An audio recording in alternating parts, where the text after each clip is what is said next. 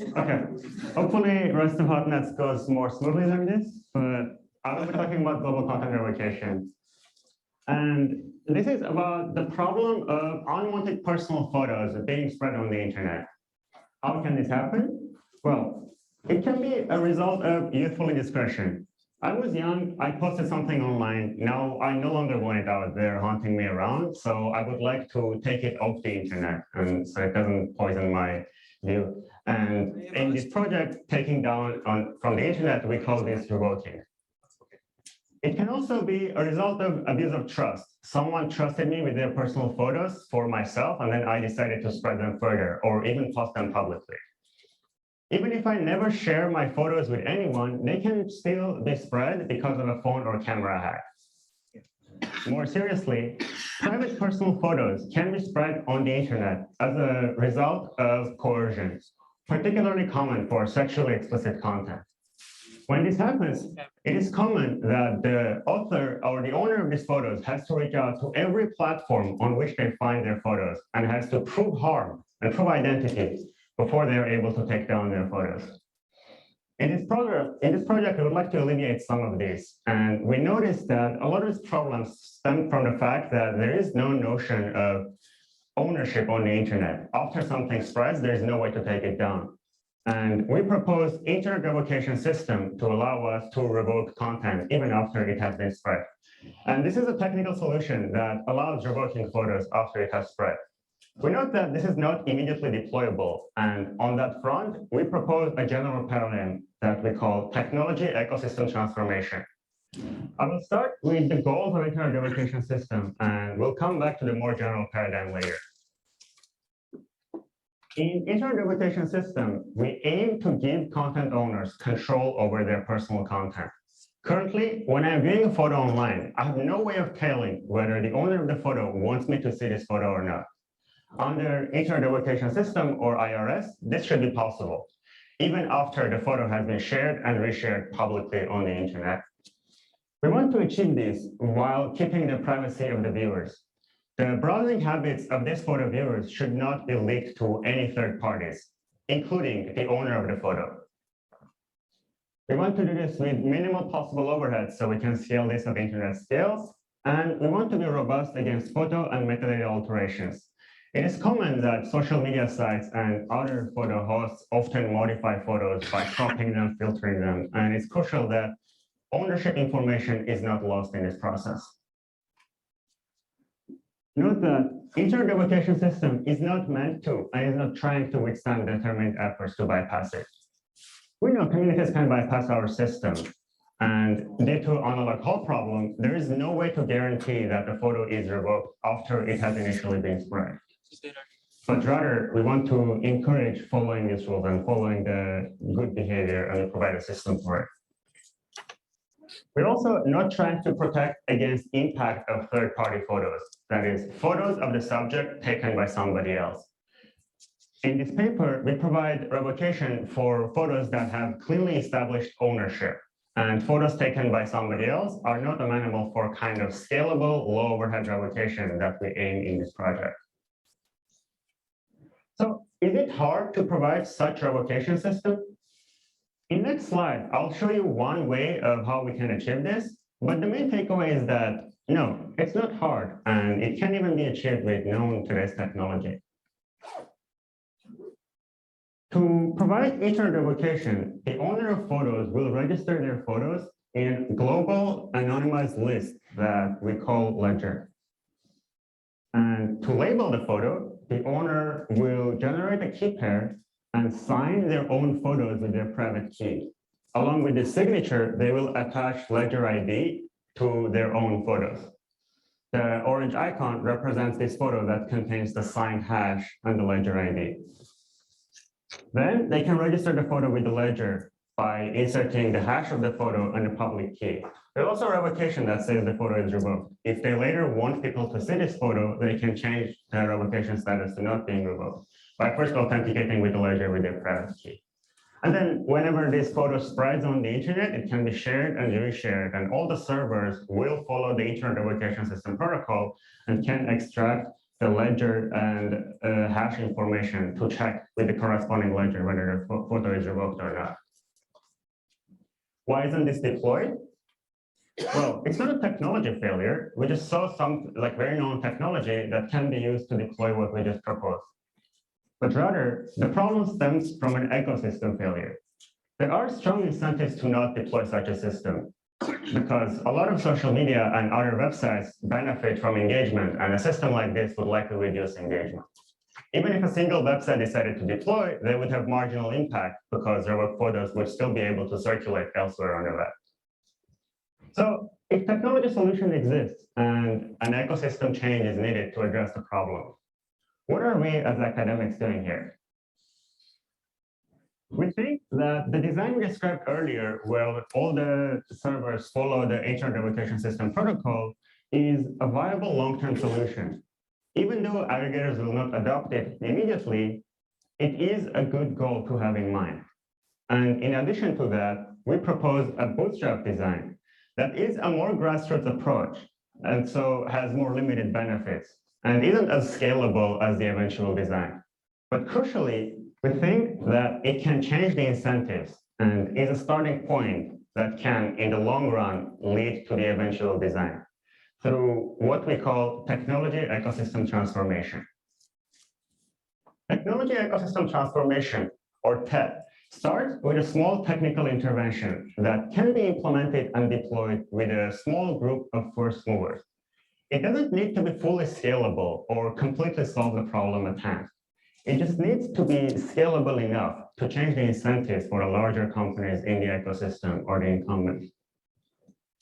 We apply technology ecosystem transformation to the Internet Revocation System. And in this case, our technical intervention is a browser-based revocation checker. Instead of relying on servers following the protocol, this relies on the good behavior of users. So unlike before, servers could enforce that revoked photos wouldn't be seen. In this case, it relies on good behavior of users, so they would have to opt into this. But importantly, this requires no server participation. It's fully done on the client side, on client browsers, or through mobile operating systems. We think it can be implemented by privacy pioneers, such as Mozilla, Brave, and others. Coalition for Content Provenance and Authenticity, which is an initiative that's trying to bring authentication chains to media files, is another potential first mover. This is not fully scalable, as it only applies to users of privacy-enhanced browsers, and it scales up to about 100 billion images.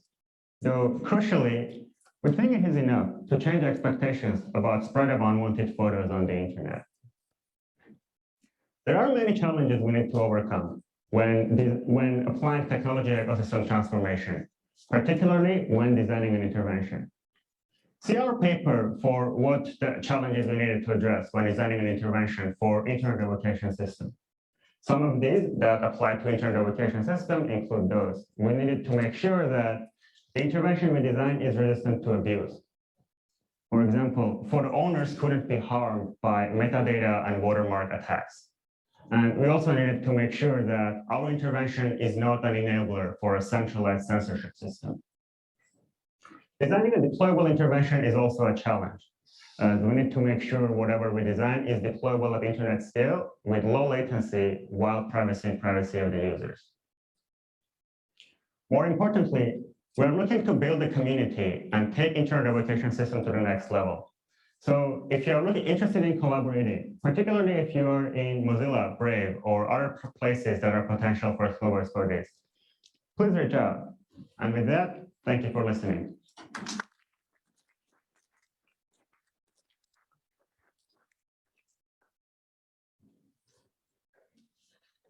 Let's something else. I'll ask anyway. So thanks, this is great. And without taking anything away from the value of what you're saying, what if somebody, how do you define the context that I declare that I own? So if I do that with a picture, but then somebody changes that picture a little bit, a few bits, right? So that's a very easy way to bypass that goes. It's even easier than the approaches you mentioned. Then what happens? Yeah, so first of all, we want this to be a starting point.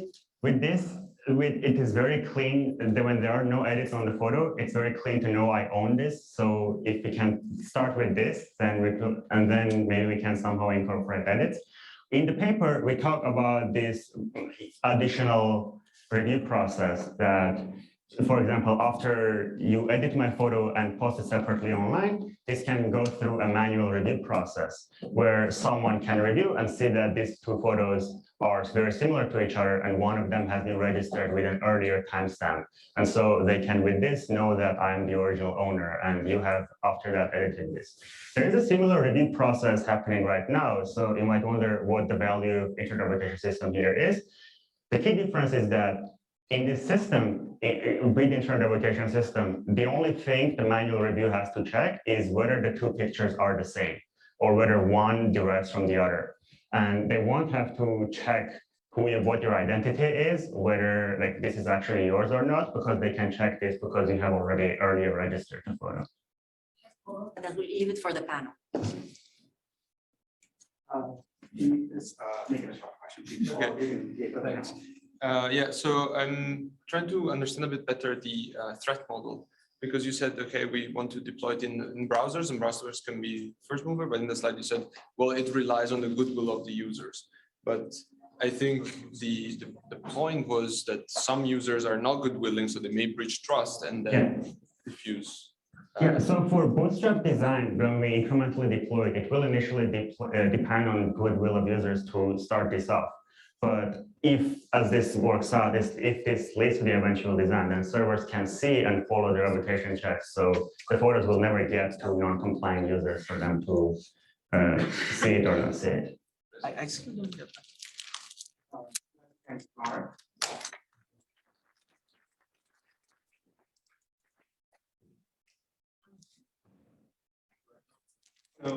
So next up we have Paul Schmidt. So Paul is an assistant professor at computer engineering at the University of Hawaii. He's going to be talking about the decoupling principle.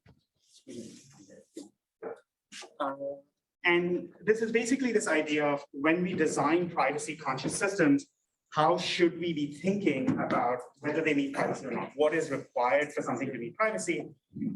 Take it away. Thank you. Can you hear me? Yeah. So this work is with collaborators. So I'm, like Pam said, I'm at U Hawaii. I'm also co-founder of Invisive, along with Bharat Raghavan at USC. And this is work with Jenna at Fastly and Chris at Cloudflare. And this is sort of a high-level talk. We were trying to take a step back and think about privacy-preserving systems and protocols that we're all using these days. We were trying to discover if there was a sort of common through line in some of the practical solutions that we view as actually privacy-preserving. So in a nutshell, what we call the privacy decoupling principle is that for internet privacy, you need to decouple who you are from what you do. It's a very simple concept, and it's an old idea. It's nothing we're inventing here. This dates back to, at the very least, Chom in the 80s and his number of papers. But it's been inconsistently applied over time. It seems like every decade or so, it comes in and out of favor. And we're currently in a time where it seems more popular. We're seeing a lot of designs that are similar to sort of Chom's ideas. And we think that the reason currently for the popularity is that some of the penalties that you used to have to pay for privacy have been lowered. So oftentimes you're trading off latency for privacy, but with newer designs and newer protocols, you're actually no longer paying these really large latency penalties. And we view decoupling as easiest when you're splitting it across entity. So by entity, we mean parties along the network path, so ISPs or the actual provider of a service, and mechanisms. So for instance, one of the designs that we've built in the past, we're splitting authentication from connectivity of the system. And that way we can decouple these pieces of sensitive information. So first, a bit of context. We view confidentiality as largely solved. We all know that TLS is available. Data should be encrypted at rest. It isn't 100% encrypted everywhere, but we all kind of know that this is something that should be taken care of. We know what to do there. And so if we view confidentiality as a sort of problem that's been fixed, then we're left with this layered metadata problem. And what happens, or what's required there, is many overlapping solutions. So it's not enough to fix metadata privacy at layer 3, because your application layer is maybe also leaking metadata. So when computers communicate with one another, they're leaving behind these traces of information. And so we need to take care of this. We need to decouple basically across the stack. And the interesting thing for networking research is that we face this fundamental problem with privacy because, unlike other disciplines, we necessarily are counting on others to carry our traffic and others to actually process our data. So it's not so simple as fixing a single system and building privacy into it, because we need to go across an ISP to connect to something. And so the paper goes into this a little bit deeper, but a bit of terminology helps us. We built this shorthand for understanding and ascribing the privacy in a system. So we can have sensitive or non-sensitive data, and we look at user identity versus user data. So sensitive identity would be my name, my IP address, etc. That would be the filled triangle. The hollow triangle is non-sensitive user identity, something like an ephemeral IP address or ephemeral map, something like that. Sensitive user data would be my actual content, my requests, my responses, the messages that I'm trying to hide. Non-sensitive user data could be something like the fact that I'm connecting to a system, the fact that I'm using Tor, for instance. And so using this very simple framework, we can build tuples and assign them to all the entities along the path that are participating in a system. And we can use that to reason about the privacy or the decoupling that's available there. So for instance, if we have sensitive user identity and non-sensitive data, that means that one system can see maybe my IP address, but they can't see my actual message. Of course, there's a caveat. It isn't this simple. Identity and data, there's all sorts of shades of gray on the actual internet, but we had to simplify things to be able to reason at a high level, and then once we can sort of solve the basics, we can think about things at a deeper level and think about things like side channels and so on. So we go through all of these in the paper, but an example that I think we can all understand are mixed nets or Tor. So we have a sender that's trying to send a message to some receiver, and they're looking to preserve their identity privacy as well as their message privacy. It's going to pass through a number of mixes, a cascade of mixes, or in Tor's case, a circuit. And the receiver is some partially trusted third party who's going to respond or receive a message. So like a web server on the internet. If we use our shorthand, we can see that the sender, of course, necessarily has all sensitive information. They know themselves, they know the actual content of their messages. But if we look at the actual mixes that you're passing through, the first mix here sees your IP address, so that's sensitive user information or user identity, but they're not able to see your data itself, the sensitive data. As you pass through the cascade, the subsequent mixes don't see even your identity or your data. So we've achieved some decoupling there. And then finally, you hit the receiver or the final mix, and you can see your actual data, but of course your IP address has been masked, so your identity is gone. So looking at this, basically, we can see that these systems have achieved decoupling because you've actually separated all the sensitive data as you pass through the systems. And what the decoupling principle boils down to is very simple. It's third parties outside of yourself as the sender should know at most one of sensitive identity versus sensitive data, your behavior versus who you are. And there are many examples. We go through this in the paper. So first there's chunk designs, blinded payments, mixed nets, subsequently Tor that came after that. Privacy pass or private access token, this from Cloudflare. It's replacing CAPTCHAs with basically blind sign signatures. In my previous work, I built oblivious DNS, so that's separating your DNS traffic from ARP. Bharat and I also created PGPP, which is separating user identity, your authentication versus your connectivity in the cellular network, so you can provide location privacy from cellular networks. Apple created private relay, that's at the IP layer. They're using multiple hops to separate IP from your actual traffic. Private aggregate statistics, you've got an aggregator and a collector, you can hide stats, and even boost.video. So this is something from our startup. This is basically metadata secure video conferencing, because there is no latency penalty anymore for some of these protocols. So we can achieve this. So why does this actually work? We think this is a partial explanation, but users seem to care about hiding their true identity from semi-trusted services, and they want to hide their metadata from the intermediaries, from those untrusted parties. But what they don't necessarily care about is the fact that they're connecting to some public service. I don't mind if people know that I use Tor, and if I'm willing to make that trade-off, then I can achieve some practical privacy. Likewise, I can't expect to hide my privacy from the service I'm connecting to. And if I'm handing over a cookie to Amazon that exposes all of my life, people tend to be okay with that. But if we're okay with these assumptions, then we can actually achieve some level of privacy. The nice thing about our shorthand is we can identify very quickly problems with other systems. So for example, VPNs are often touted as this privacy solution that we should all use. And using our shorthand, we can very quickly identify why this doesn't work or doesn't provide the privacy that we may expect. So again, the sender has all sensitive information, but the VPN, that middle hop, has your identity and everything you're doing. It's just a proxy. You're handing all of your trust to this one system. So there is no decoupling there. If they are compromised or they are breached or they decide, they have all access to your information. Well, they have provided you some protection from the receiver, knowing your IP address, for instance. So just quickly to wrap up, there are all sorts of other considerations here. We expect, we are based on the assumption of non-collusion. So if you split things up across multiple entities, you're hoping that they're not going to collude against you.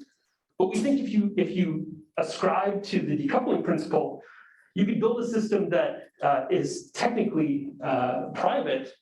It's a technical solution for privacy, and at that point it becomes a policy solution or a legal problem. If someone is going to force others to collude against you, well then it's no longer a technical issue. It's something outside of bounds, which we feel like is a better place for it. There are also some other solutions out there. There are hardware enclaves or TEEs. They basically shift your trust to the hardware provider. But unfortunately, there is no TEE for network traffic. When commuters communicate, they're going to be leaking information. And lastly, there are side channels. So it's one thing to design this perfect protocol, but if you've got all sorts of side channels that are leaking information, that's something you're going to have to take care of outside of the bounds of building the initial architecture. So with that, I'd be happy to take any questions.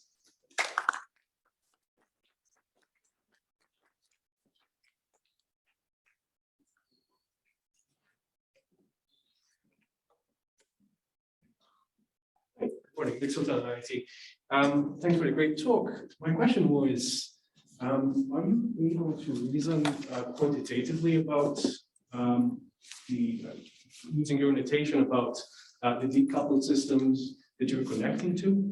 And quick follow-up, how would you enforce the decoupling to avoid collusion, Sybil's, and thank you. Yeah, so we didn't dive into quantitatively analyzing things. Of course, you can always use a degree of anonymization or a degree of anonymity. That would probably be the most simple. Although there are some interesting challenges there as you build systems to be more scalable and fast, you may be giving up privacy in order to perform quite well. Sorry, what was the second question? Enforcement. Enforcement. So yeah, it's a little bit difficult. If you actually build a truly decoupled system, at that point it becomes this policy problem or legal problem, which is a very fuzzy space that I'm frankly not prepared to fix. So yeah, it is certainly a consideration. Let's thank the speaker again.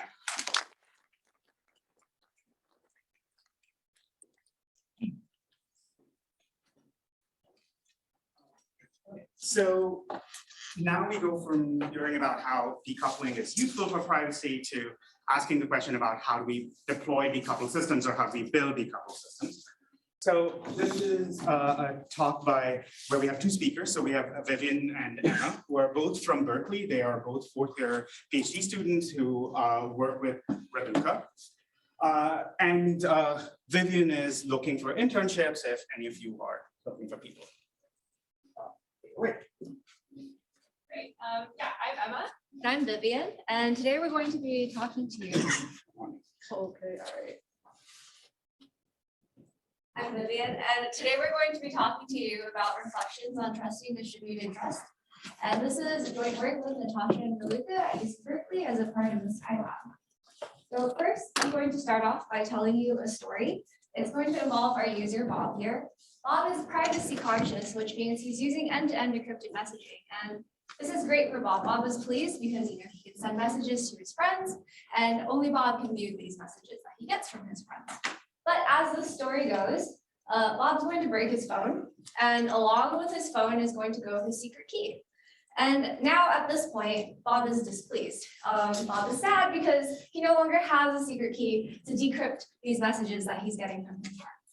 So now the question is, we want Bob to be happy. How do we back up his secret key so that Bob, does not lose his secret key when he breaks his phone? Can you guys move to the right, please, to the podium? Oh, okay. Sorry. Oh.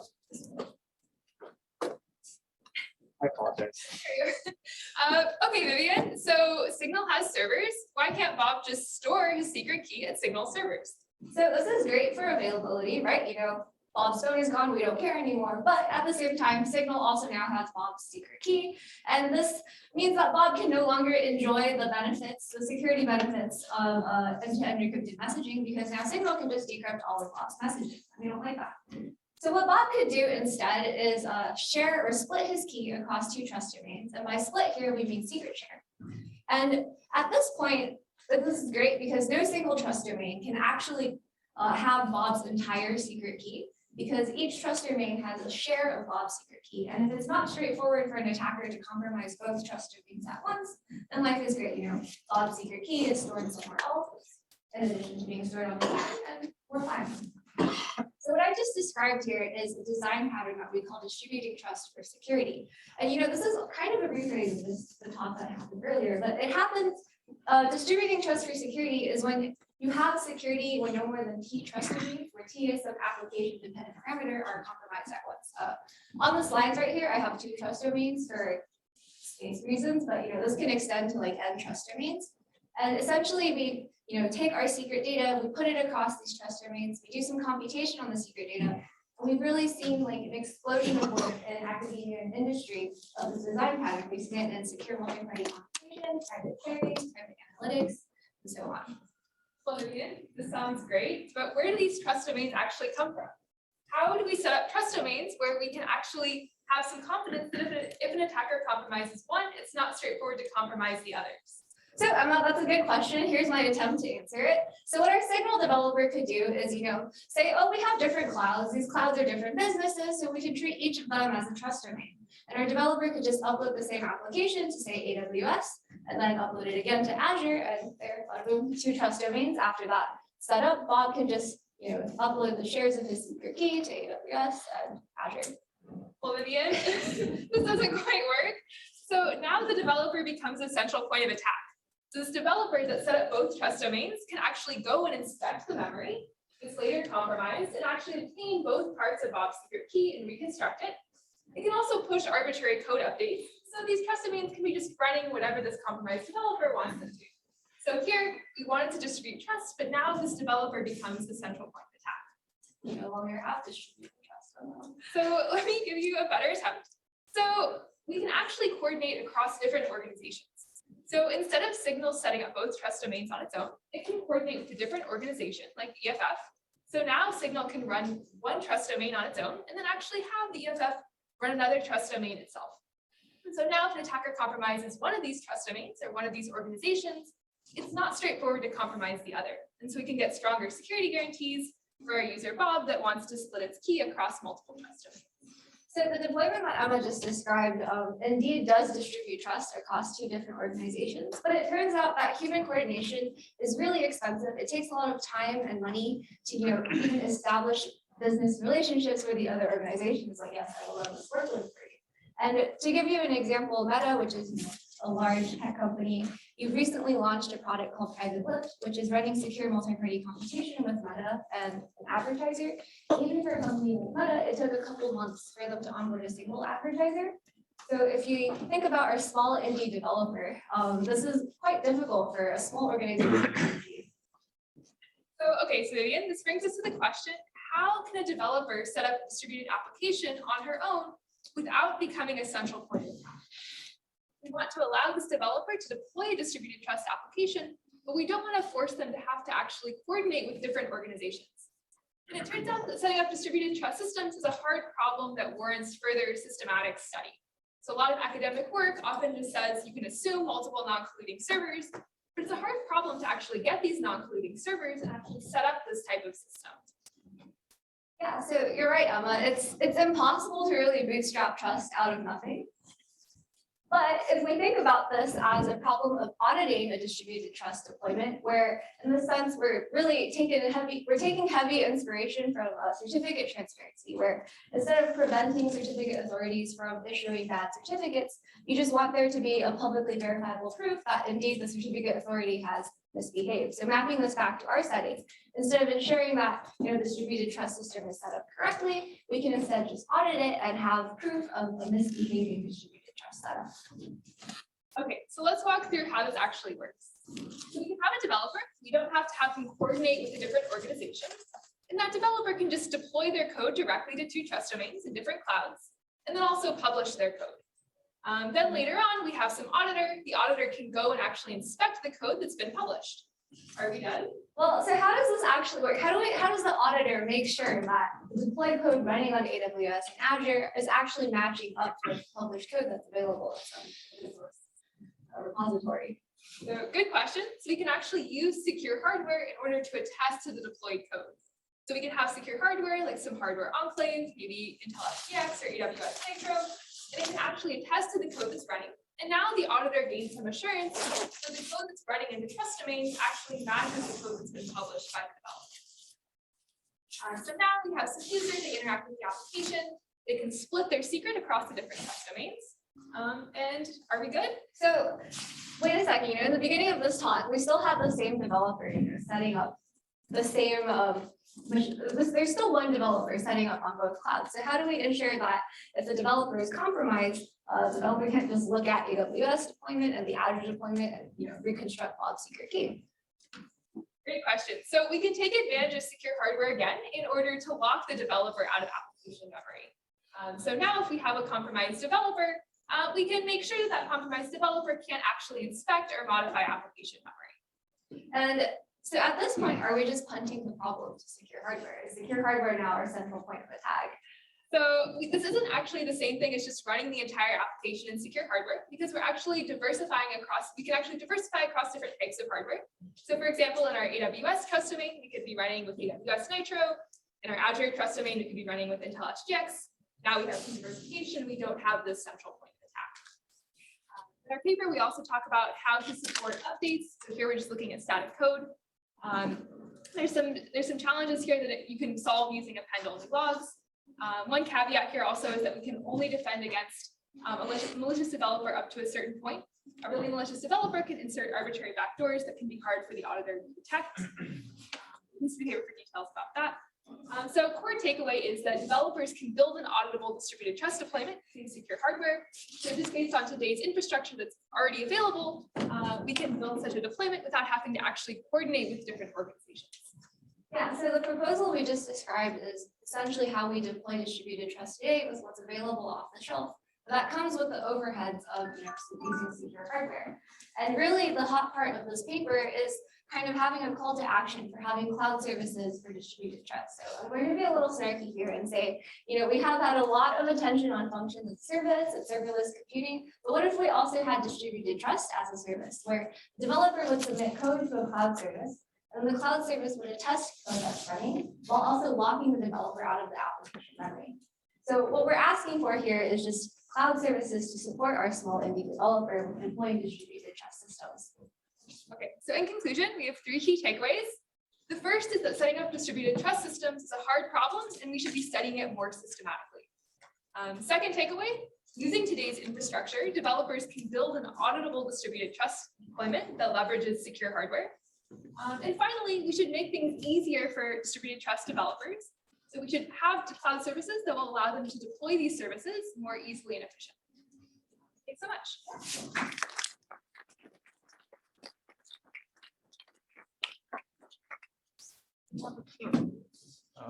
Does Bob know how much it's gonna cost? All these distributed queue and all these, you didn't use GCP also. So if all 3, how much is gonna cost me? Yeah, so there will be some overhead. So if you're running in N trust domains, you're now going to need probably close to N times the cost. Or if there's some additional overhead for computing on the data, you are going to pay extra for having these strong privacy or security properties. But there's just some trade-off between cost and the security properties that you get. Hi, thanks for the talk. Quick question. So you split the key and you put it in a trusted distribution, but then how does Bob authenticate to the trusted distributed system? Great question. So that really depends on the application. So if you have some application where you actually need to authenticate, you could authenticate to each server individually, or you can actually run some MPC protocol, multi-party computation protocol across all the servers to authenticate Bob. Right, but that requires credentials, right? Yeah, exactly. So you That have could the be on both credentials phones. split across the servers, and then you can authenticate to them separately. There are also a lot of applications where you actually don't need to authenticate, and you're just like doing some analytics or something like that as well. Okay, thank you.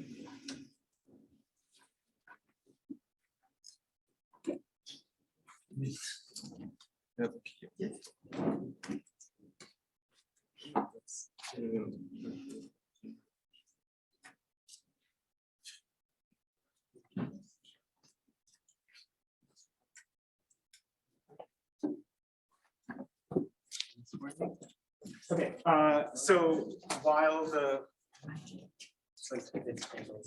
It's fine. So while the next speaker is setting up, let me just introduce him. So next up, we have Ayush, who's a final year PhD student at. So Ayush is a final year PhD student at Michigan who works with Harsha and Ravi. So we started this session by talking about content revocation. So now we're going to look at the opposite of content revocation, which is, hey, I want to not make sure that my content isn't revoked by a remote party. I want to keep links alive. So we're going to talk about how we keep links alive.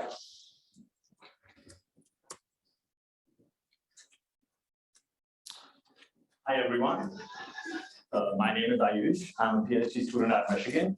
And today I'll be talking about a problem that has existed since the very inception of the web itself, how links on pages suffer from poor resilience, and what can we do to overcome it. I'll begin this talk with a very trivial example, which I'm sure most of you are already familiar with, but later on in the talk, it will become clear why I'm drawing attention to this. Let's understand how pages today are linked to each other.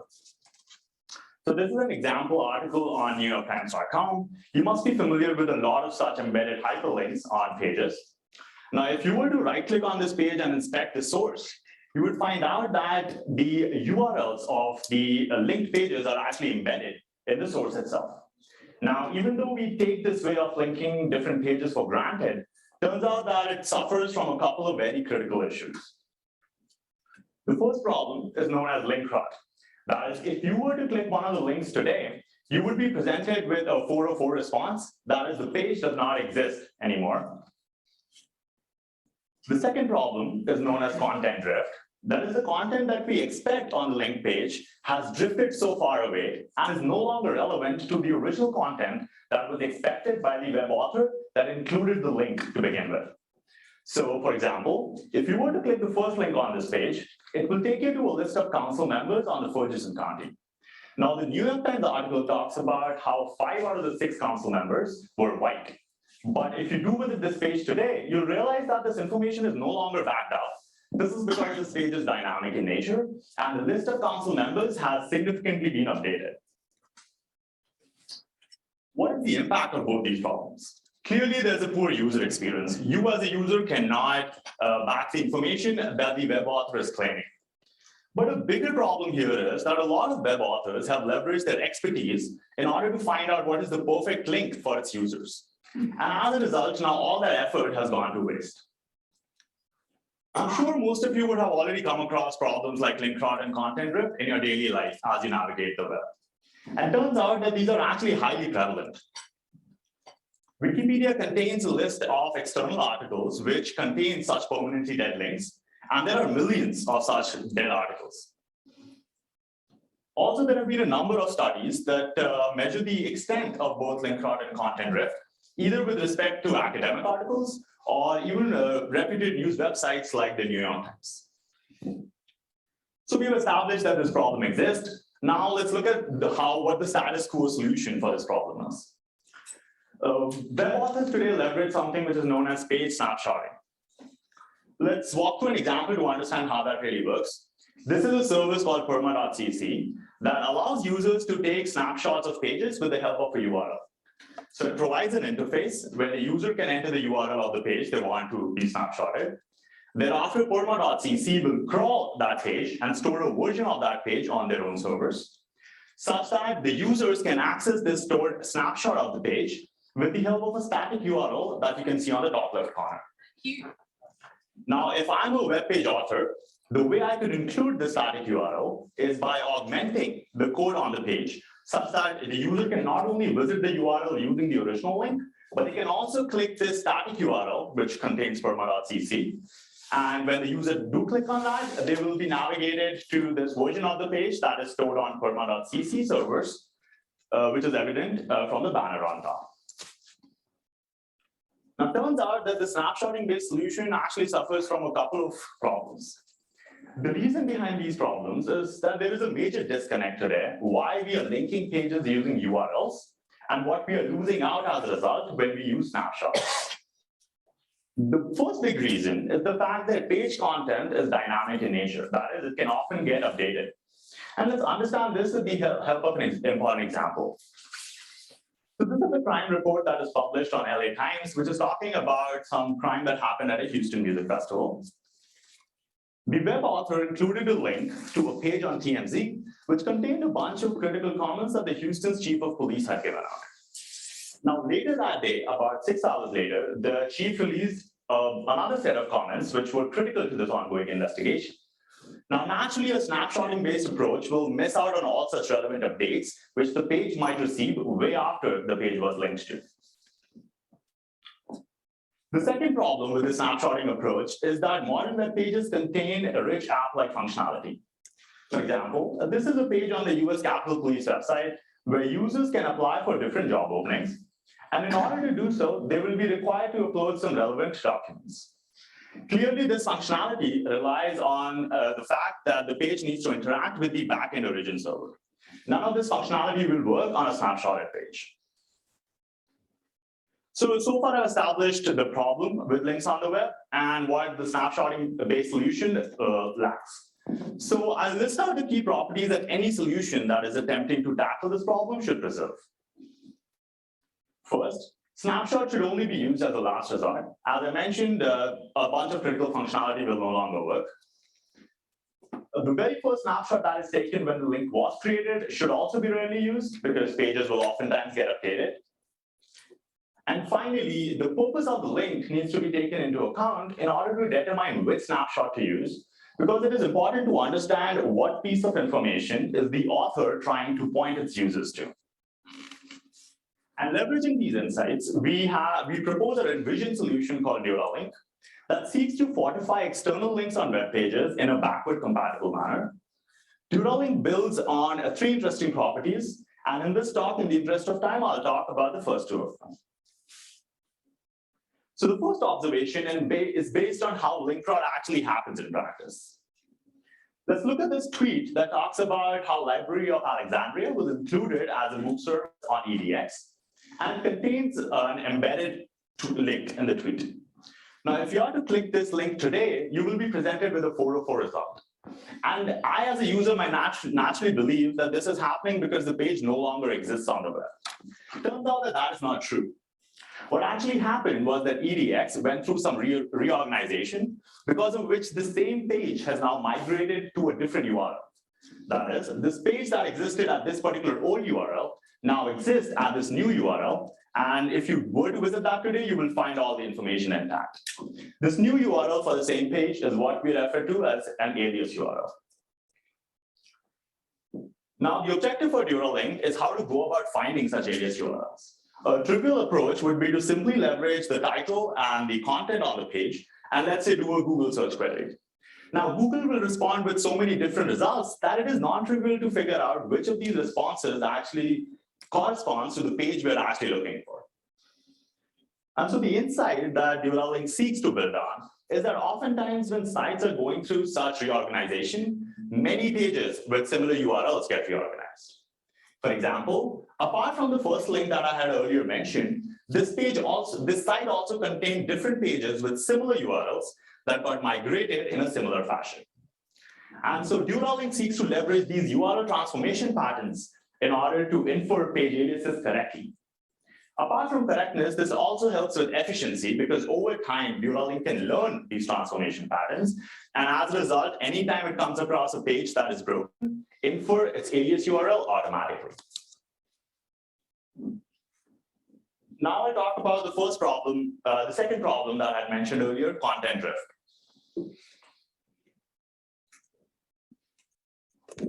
Looking at this example, some of you might think that we might need to employ some kind of an expensive NLP or deep learning based solution. But turns out that that is not the case. A lot of cases of content drift are actually very trivial to detect. Let's walk through an example to understand that. So this is an example article on New York Times where the web page author embedded a URL to a page on cbslocal.com. Now, if you were to visit this page today, you will find out that it no longer exists. And the site automatically redirected you to the landing page, which is cbsnews.com. Now, clearly, the content on this landing page has nothing to do with the content on the originally linked page. And therefore, this is a very common example of how content drift actually happens today. These cases where the page no longer exists and the site automatically redirects you to a different and functional page is what we refer to as soft 404. Now, the objective for Duralink is to automatically find the soft 404s. In the previous example, it seems trivial because the redirection was to a landing page. But oftentimes, an internal page can get redirected to a different internal page. And it's not clear if you can conclude safely that the content on this newly redirected page has anything to do with the original page. To overcome this problem, what we do is we slightly tweak the original URL and then observe its redirection. If all of them redirect to the same page, then we can safely conclude that all of these redirections are broken, and this is a result of soft 404. To recap, I talked about our envisioned solution called Duralink that seeks to fortify all external links on the web. And in do so, it leverages a couple of different properties. First, it copes with site reorganization, and it detects content drift automatically. The third and interesting property that I did not talk about is its ability to integrate into modern web stacks seamlessly. I'll refer you to the paper if you're interested in the details of that. To summarize, I talked about how there exists a big disconnect between two existing policies in practice. One, linking URLs, linking pages using URLs, and protecting them using a snapshotting-based technique. And finally, how information on the web is extremely dynamic in nature, and it contains rich app-like functionality. And these properties need to be taken into account while devising any solution. Finally, in the spirit of hotnets, I'd like to end this talk with an open question to the audience, that if today we were to reinvent the web to tackle link rot and content drift, how were we to go about this? Because Duralink does this in a backward compatible manner. With that, I end my talk, and I'm happy to take any questions.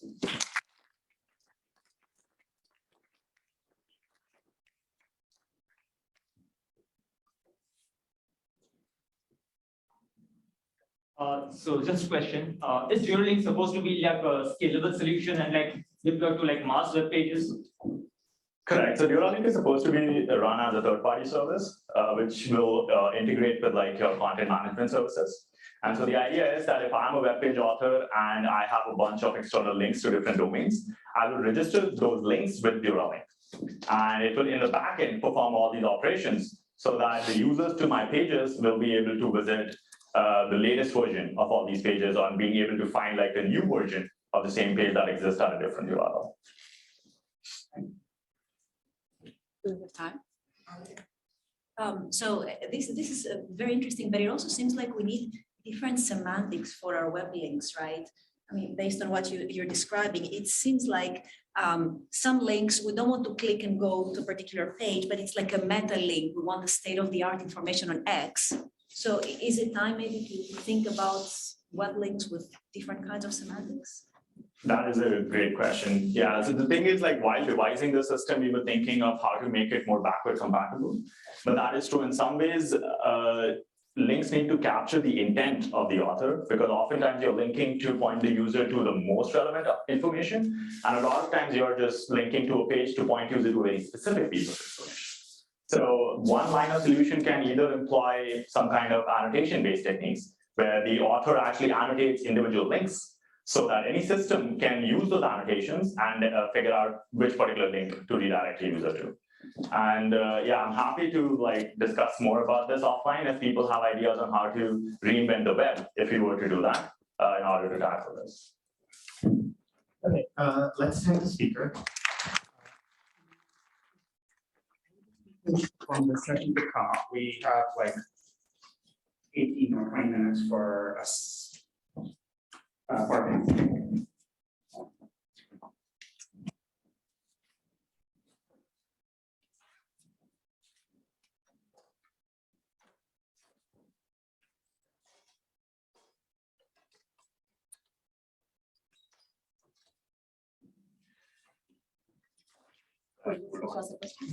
I prefer you asking us. That's what for me. Just sit. Show. Yeah, $100. Okay, so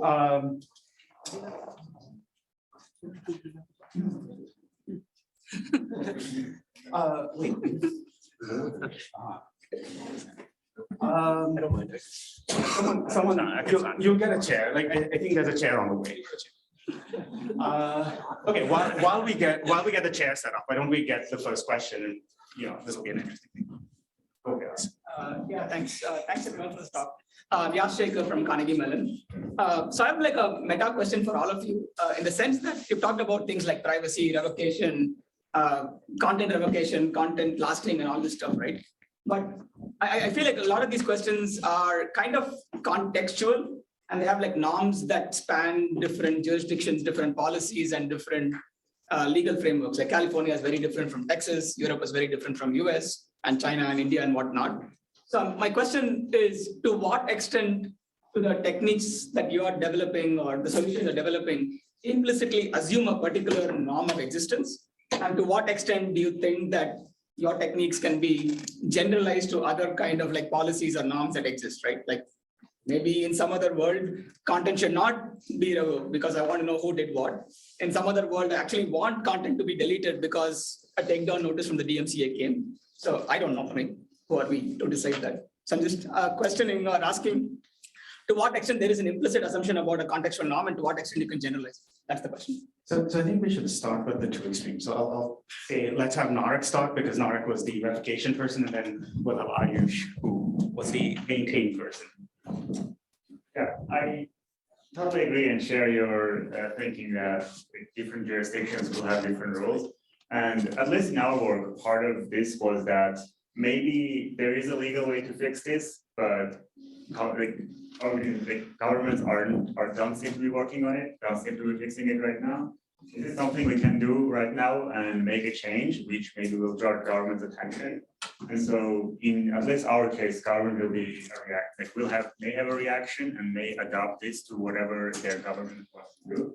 But at least we with technology can serve as a starting point and do a proof of this can be done. It matches your policy, follow it.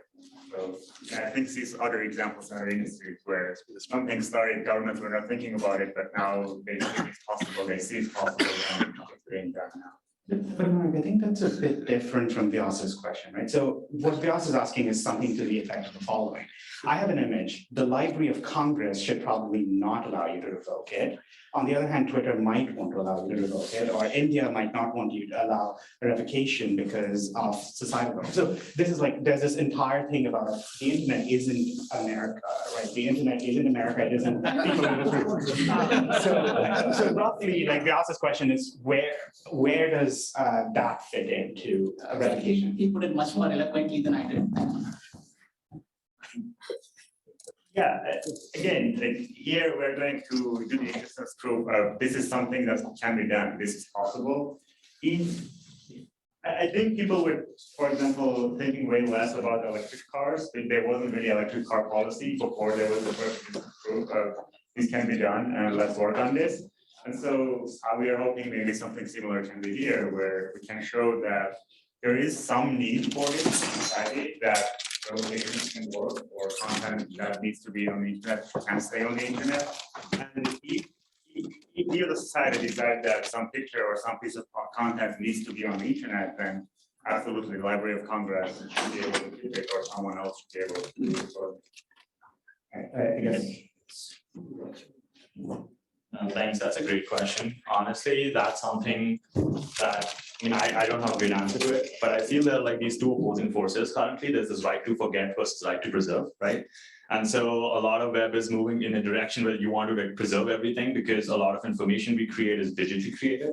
And today, if you allow anyone to revoke information, then how you can like have credibility for any piece of information because you cannot cite anything digitally created. And so at least I feel like a lot of archiving institutions, the policies they build on is if I own the information, I have the right to forget.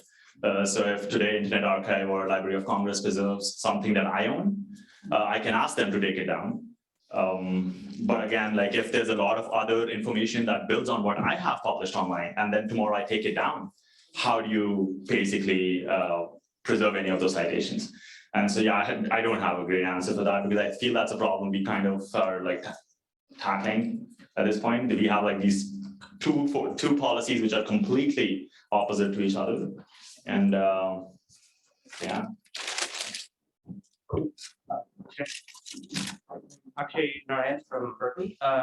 I guess I have a question about the two sort of middle talks in the session, which is I think both of them sort of touched on auditing as a way to sort of solve privacy problems. And the sort of feeling that I get, and it's entirely possible that I'm wrong here, is that this is sort of like saying that you've presented me a solution to set cover, which is that you can give me a checker that can audit my solution of set cover, which is not really the point of what the problem is, and you sort of like outsource the hard work of the solution to other people. So have we actually gained anything from auditing? So I think you're right in the sense that auditing is a relaxation of figuring instead of like ensuring that something is, always set up correctly, but if you just like check it. I think it still does give you something though, right? Because you still have the ability to verify like that something is running correctly. And I think there's value to that. And it is easier to accomplish than, just ensuring that everything is correct to begin with.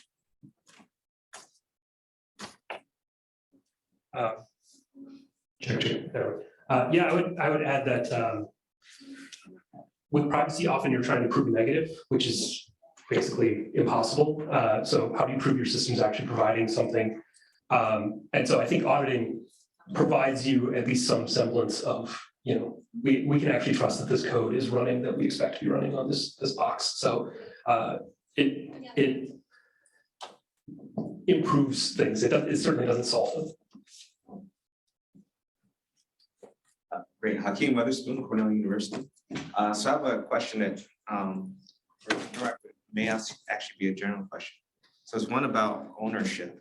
So I have a camera or whatever makes the hash of the picture, but it's actually someone else in the picture. So that was a good example that you brought up with like this sex rotation and whatnot. But it's like me in the picture and I didn't take it. So how do I prove ownership? So that's number one. And number two is the scale. So WhatsApp, Google Photos, Instagram, all of these modify the photos to shrink it down to make it scale. So it didn't seem like the solution that you provided was scalable. Photos are upgraded. By scale, you mean they scale the photo or you mean? Well, I thought your solution was someone had to review the picture to see if it was the same. It just didn't seem like that, reviewing of the picture to see if it was the same was scalable. So let me start with the first one. And the first one, for someone else taking a photo of you, we specifically don't go down this case. We consider the photos where there's a clear way of defining ownership in that you have taken in photos have been taken of your device. We recognize that there is the case that you are describing, but that's not amenable for the kind of scalable application that we want to provide here. And the reason for own photos is scalable, this brings back to your second question, is that for most cases, we can do this automatically. The manual review will happen only if someone has modified the photo beyond the repair ownership information. Ownership information for your own photos that you have taken is stored in the photo as metadata and also as a watermark. And so even if you upload it to Facebook or somewhere like WhatsApp or wherever, that resizes the photo or changes it slightly, but that still has the watermark, which like, at least in our past or common case ends up still having the watermark, then it can automatically still know that this is owned and can check whether this is revoked or not. There is a manual review process for when this doesn't apply, but these cases exist for all these companies today as well. For that, we just provide them an additional tool that they can use for their review process. Thank you. Hi, I'm Sultana Tech. So I'd like to follow up on Akin's question. I'd like to suggest that maybe ownership is too crude a distinction to use, and maybe we need to be thinking in terms of agency, because the subject of the content might not actually be its owner, but might be a very important stakeholder in that content. And so, by way of example, recently there's been a trove of medical records that were released in Australia, and you usually don't own your medical record. It's owned by the government or by somebody else. But it is very much about you, and you should have very strong agency to control who gets to access that, right?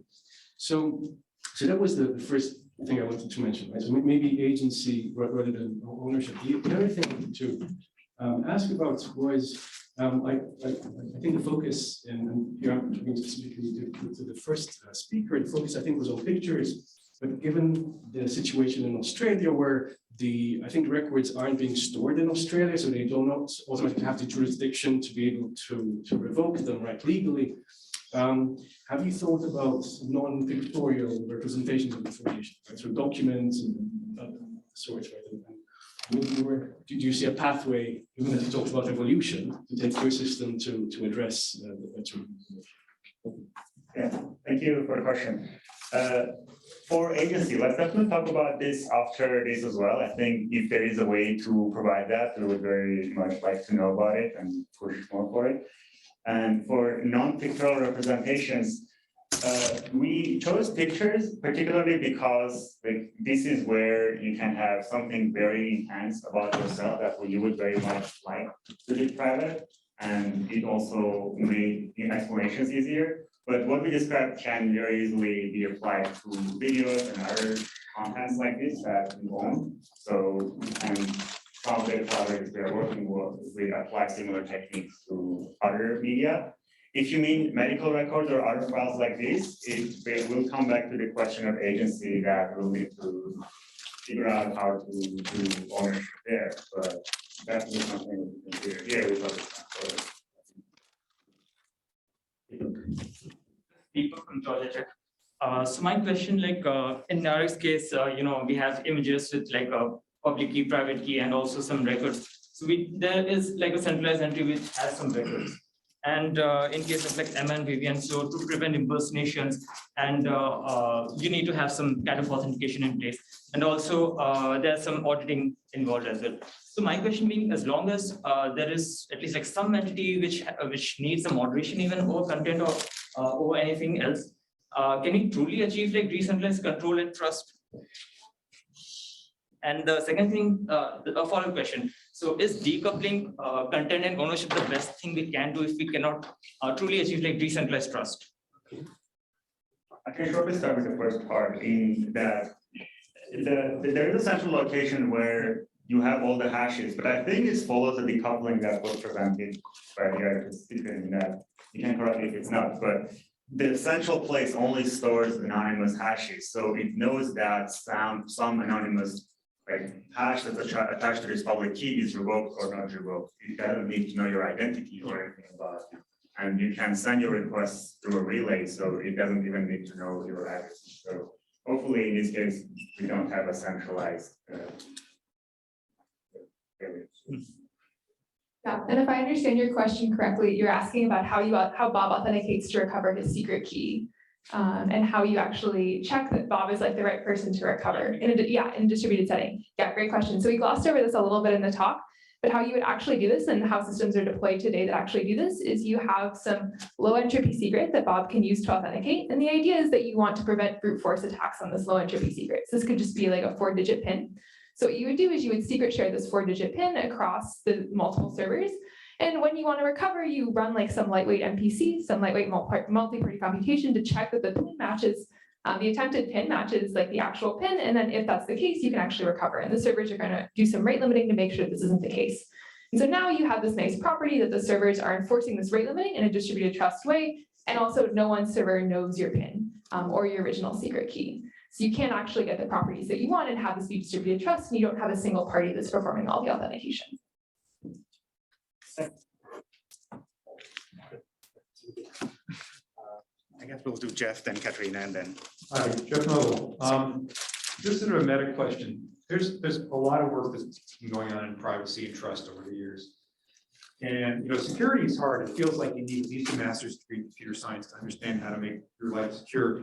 You clearly need at least a PhD or a postdoc to understand whether or not you've got the right assumptions for your privacy. And I'm concerned there are very few people who actually care about privacy who also have that background. This seems like part of the problem is how do you convince people they should actually trust your trust mechanism if they don't actually know how to do proofs in the trust domain? Or maybe the answer is you can't. I don't know.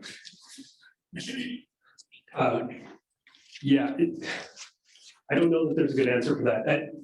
Privacy is a difficult one because in theory or the abstract idea of privacy, everybody's for it until they want to, get their cat videos or whatever, and then they're willing to hand over basically their entire life.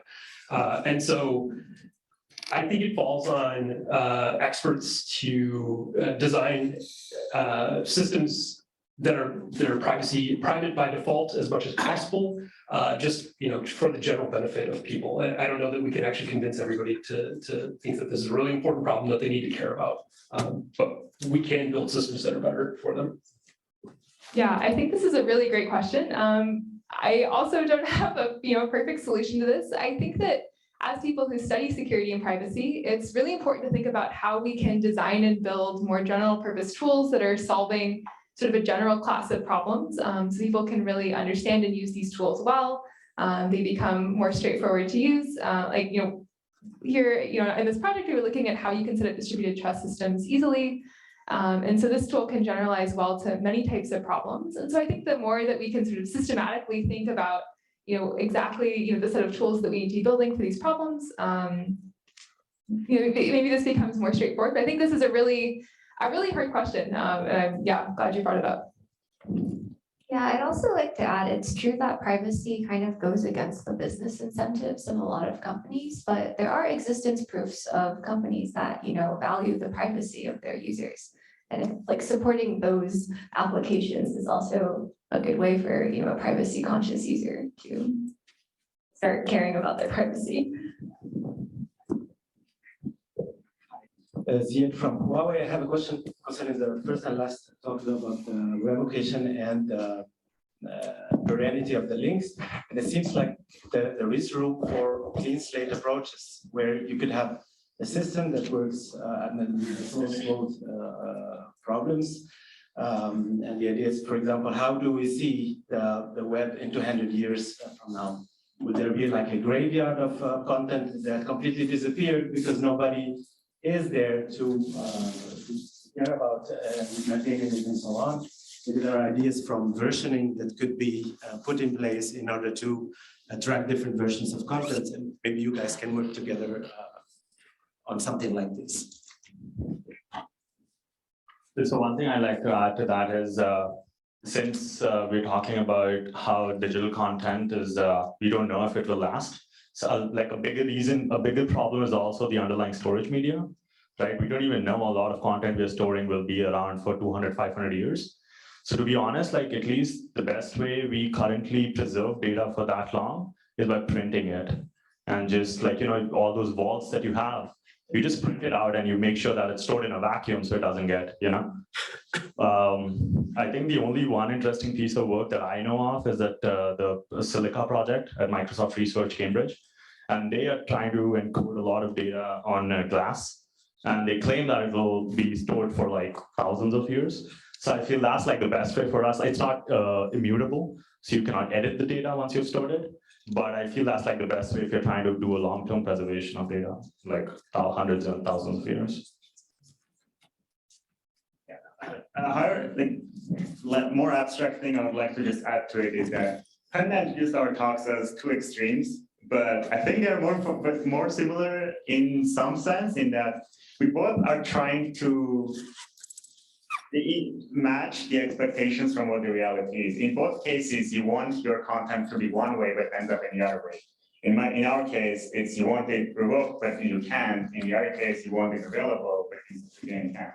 And with a clean slate approach, long term, hopefully we can remove this mismatch with all the technologies that was mentioned. We technically have a break, but if we're fine with 5 more minutes of questions, we can also take that. We have 15 minutes. I don't see anyone leaving, so. Okay, my question is there a danger that revocation can be used as a form of censorship? Just because you mentioned if I own a picture and then somebody takes it and alters it a little bit or does something, then maybe that can be proved and then I revoke it. Every subsequent modification is revoked as well. I wonder if, a powerful player, what they could do is insert themselves into all sorts of interesting discussions, right? And then they cause people to, they create some content and then they cause people to comment on that and modify it a little bit. That, there may be an interesting social discussion, let's say, going on. But then, I step in and I revoke all that. So I'm wondering if there's a danger of censorship and revocation, if we need some sort of balance there. Yeah, thank you. This is very interesting and important to address, and we spent a lot of our paper also talking about this as well. Hopefully, we probably haven't covered everything, so if you find holes with this respect, come talk about it as well. But one thing is that to provide censorship, you will have to modify the ownership information on an own photo, and then you will have to have everyone else use your copy and not the initial copy that I have used, because only your version will have your ownership information. And we think this already is kind of balancing itself. And if we live in the world where our devices do registration, which what we envision, we don't want people to do encryption with just for taking photos. And if your device will just claim all your photos for yourself and you send it around, then hopefully by default, this will be the case. Revocations, you will always have ownership. And to censor, someone has to modify it and spread their version, which hopefully even and then suppress yours. About the discussion, there are content that needs to have valuable discussion around it. And in this case, servers that enforce IRS can still make sure they can decide they're not revoking this. They still have the bits they can decide to choose if they think it's the right thing. But this is particularly made for the kind of private things that there isn't any social discussion about. It's just, is it going to harm someone or just not harm anyone? And in those cases, it's cleaner, and we provide companies and these servers a tool to achieve this. If they decide there's a social discussion around the content that they have, they can override it and make it available.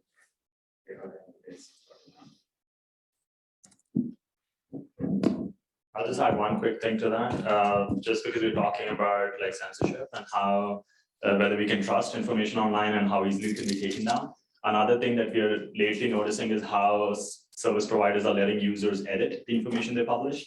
You can edit tweets, hopefully, I don't know. You can edit iMessage messages, and so like a lot of these things are, the idea is that if I have created it, I own it, and I should be able to edit it, modify it, take it down. Again, that kind of goes against the entire principle of linking to different pieces of information, because then how do you trust? How do I trust a tweet or any other information if you can edit it at some point in the future? And so, but then again, like how do you reconcile with these two different things? Because if I've published it online, I own it. So I should be able to do whatever. And so like a big example of this is also like if a celebrity or a politician like makes some remark which is controversial, a lot of archiving institutions will step in, take a screenshot of it and be like, hey, this should be preserved forever. Everyone needs to know the kind of person they are. But they can always email the archiving institution and be like, hey, that is my intellectual property, take it down. And so like, how do you trust any information that is digitally created when we are more and more allowing users to modify it as long as they want to? Take one last question. Okay, you're Munich. So we've been talking about web and content retrieval, and so most of the time at least being content creation. And so we had this for quite a few years now, this research direction of information-centric or data-centric or data-oriented networking, things where you would have identifiable units, for example, with names derived from the very content by hashing or whatever, which would seem to be able to solve or address some of these issues, even though you can argue whether these network architectures do actually make sense at large or whether they would be deployable, but some of these principles might be usable. And so I'm curious about, at least for the first and the fourth talk, but maybe also for the second, there's also lots of privacy implications, whether you would foresee these kinds of directions or at least elements of those be helping or hurting the respective targets. Since term ICN wasn't mentioned at all in the session, so I'm curious whether anybody thought about it or have we given up on these. So I think we have working examples of like content-centric networking. I mean, I think the idea was introduced about a decade ago, but today we have like systems like IPFS, interplanetary file systems. IPFS really comes to correct. And so where you can actually identify information on the web by the hash and not by actually a URL identifier. I think the only problem with systems like those is how do you incorporate versioning? Like if you're trying to, if certain pages are getting updated every hour or every day, you keep creating new hashes. Sure, but that would actually help your first problem that you wouldn't want to have them edited perfectly well. Then you would of course have to have a scheme that works around the remaining bit for versioning. Clear? Correct. Yeah, I mean that does solve the problem of link rot. The only problem with something like IPFS is the high barrier to adaptability. Like today, if I include links to 10 different domains, I would be asking those 10 different domains to start using IPFS. So I'm kind of at the mercy of all these other, and getting like the entire web to move to a new system is like just not It's easy. the same as the first talk, right? You also need to get the entire world to embrace and trustworthy systems. It's not a fundamental thing, it's deployment and acceptance. Okay, just wanted to. Let's thank everyone and